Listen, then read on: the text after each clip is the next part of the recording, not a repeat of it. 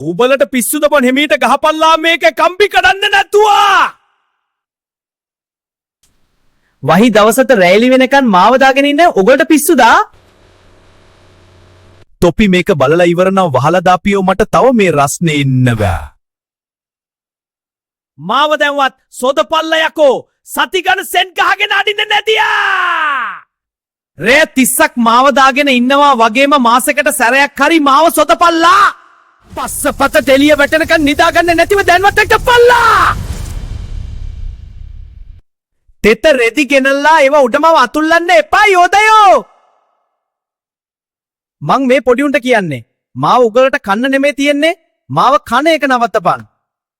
අතියකෝ මාව යෙබුවා දැන්වත් ඉන්න දීපල්ලා මට.